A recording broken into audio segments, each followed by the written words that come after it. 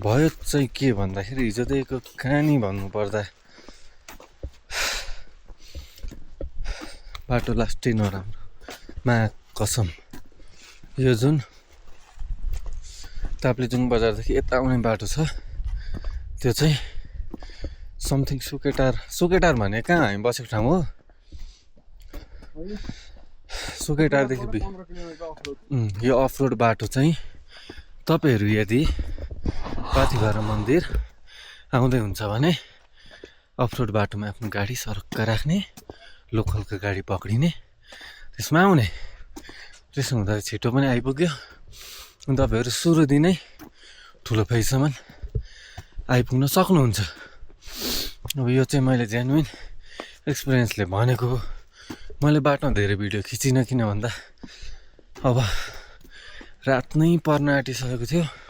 कतिखेर तल फेरि पुगौँ भएको थियो, गलेर पनि यस्तो भएको थियो। पल्लो बाइक कुदाउनु त हिलोमा खुट्टा फारेर दुईतिर खुट्टाको टेका हानेर हिउँदा त झन्डै मऱ्यो भन्दैछ त्यहाँको मान्छेले त। गाडीवालाले अब के जान्छ त, आइन्छ जस्तो लाग्यो। ठिकै छ, अब हिँड्दैछ तल्लो फेदीबाट मास्लो फेदी आइपुगेर अब हामी मन्दिरतिर जाँदैछौँ।